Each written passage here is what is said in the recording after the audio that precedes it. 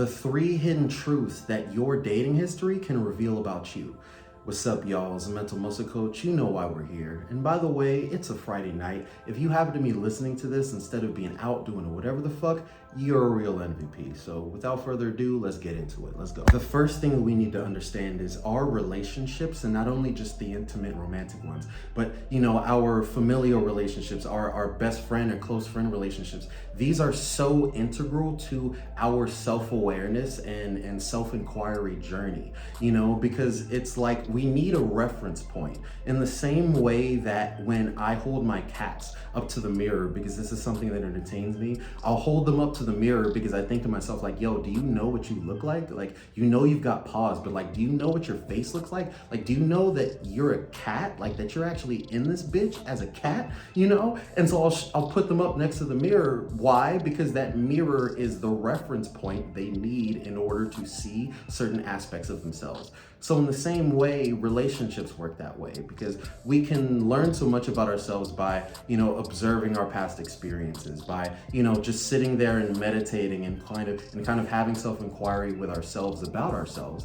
But it's in those relationships where we're really at ground zero, where we really get to pull out a lot of those granular aspects of our subconscious and the different patterns that we have. But because we've had those experiences with people, it brings out certain things, and we can look at them and see and be like, oh, that makes sense. And so the first hidden truth that we can glean from observing our dating history, right? It makes perfect sense that we start off in the early stages. So in the early stages of, interaction with someone that you're seeing as a potential suitor or potential partner, we develop these things called like dating rituals. We have these rituals that are essentially like when we meet a new person, we begin to share certain things. It's like, and it's not just like physical things. It's like, let's say, for example, we start to share new playlists. We start to listen to music. We find that we have similar music taste. And so eventually we create a playlist together. Or maybe, after an amount of time, if you live in a cold climate, at one point, you notice that by the 4th or 5th date, when you get cold, there's a jacket or a blazer or something that the other person happens to give you consistently. And after a while, there's this association between that person and the jacket. And so when they give you that jacket, it becomes something shared, something that you associate to them and they associate to you.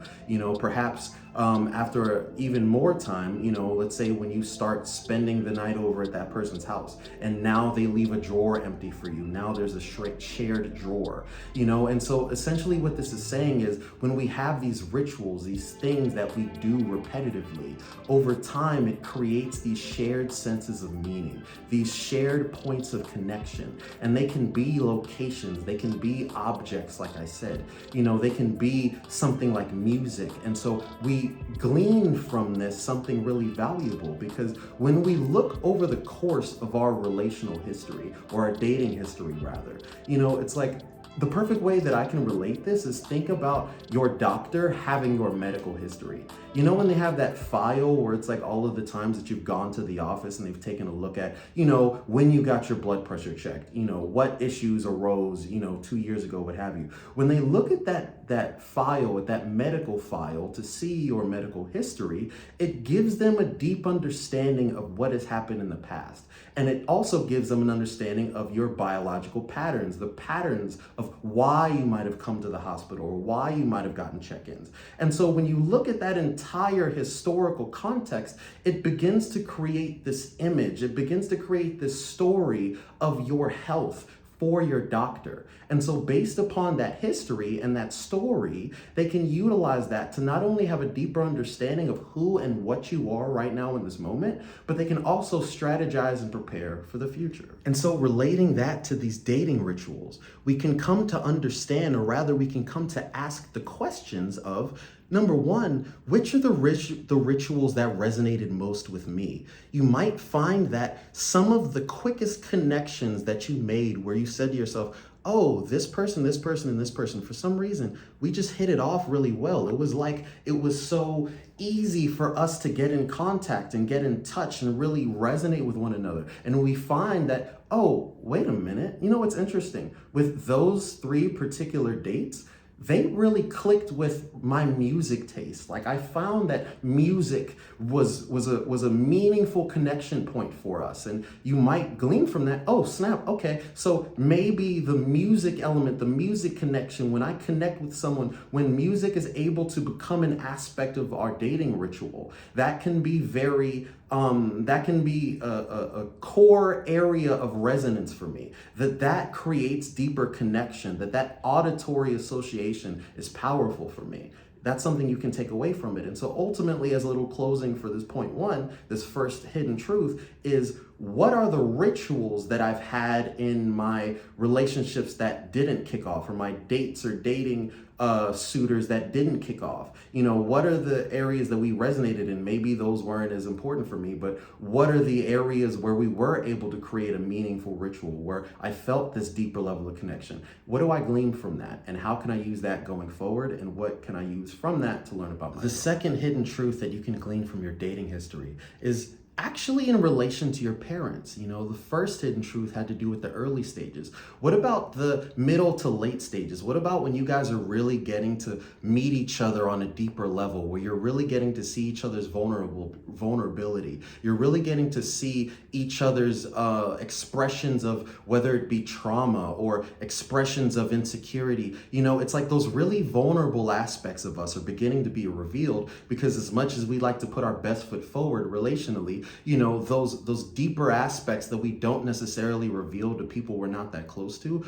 evidently emerge. And so that being the case, that brings us more into our history as it relates to child rearing. You know, it brings up some of those things, particularly as it relates to our parents. So number one, when you look at your dating history, do you see any connection between the person that you continuously found yourself going on a date with, or the paradigm of people, you know, the different attributes that you constantly found yourself being drawn towards? Do any of those aspects of them, do they correlate to any aspects of your parents?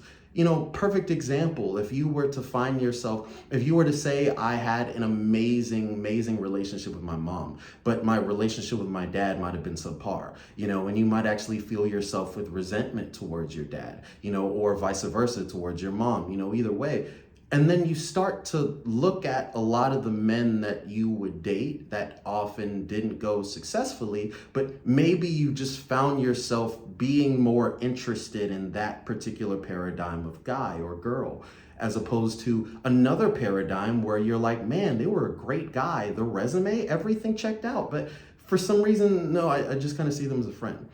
But with this group of people that had these, you know, resonating congruent attributes, you were like, oh no, I'm into them.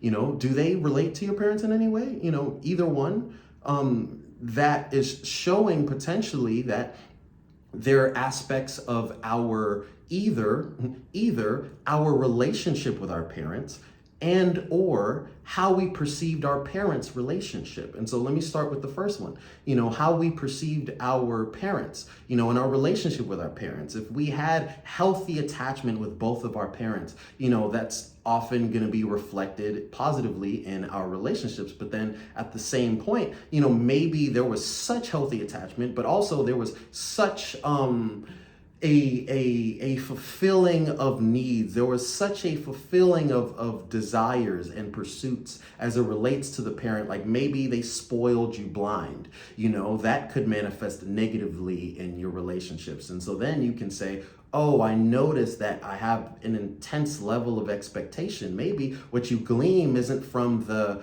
cyclical personality attributes in the person you often found yourself with, but rather it shows you something that comes out in you. You're like, oh wow, I actually do have really high expectations. And then you might say to yourself, oh snap, if my parents tended to spoil me rotten because they just thought the world of me, which is great, maybe even though it's important for us to have high expectations, you know, maybe my expectations in some domains are a little bit unreasonable, because in actuality, I'm looking in this other person for what I found in a parent or what my parents offered. And so in a sense, it's almost like you're looking for a parental figure in a romantic potential. Or it could be saying that maybe the perception I have about my parents' relationship is bleeding over into the relationships I'm seeking to create.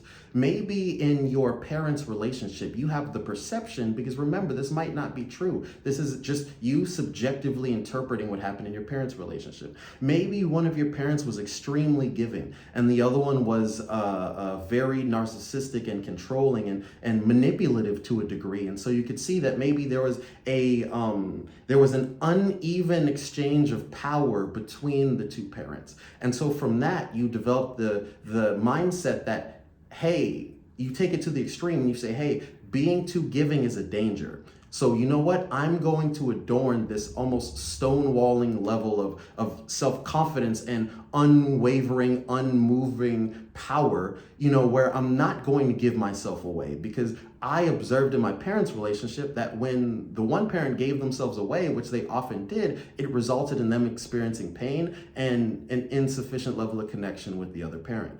Maybe that happened. And so think about your dating history. How has that emerged? How has your interpretations of your parents' relationship emerged in the relationships that you try to create? And the third hidden truth that I'm going to leave you with is this.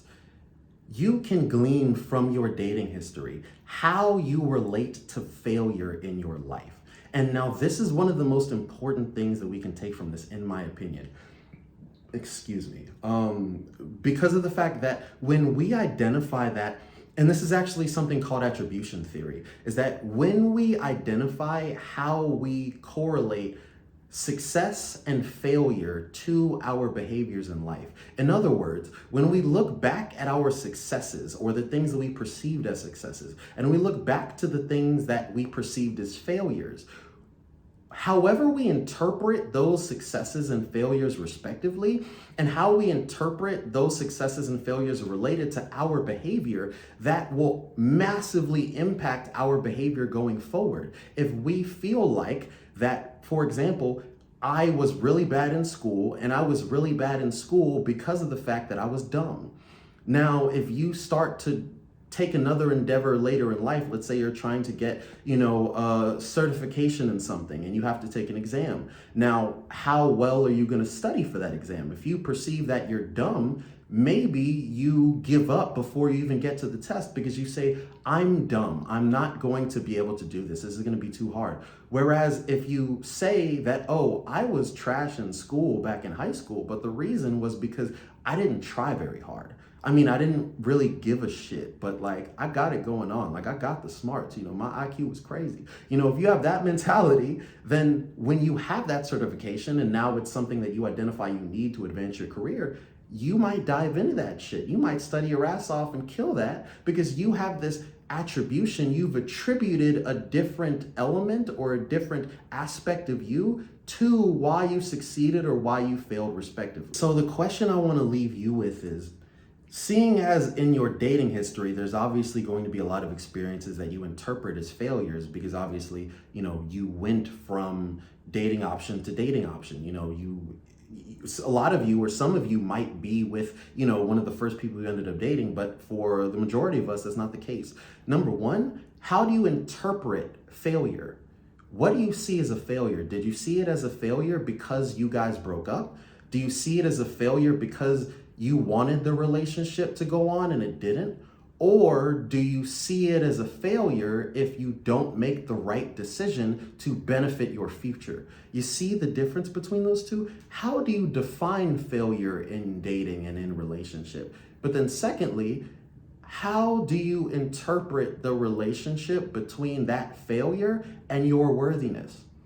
Do you feel less worthy because of times where somebody might have rejected you or somebody might have been unable to meet you on the level of intimacy that you wanted, so ultimately they broke up with you?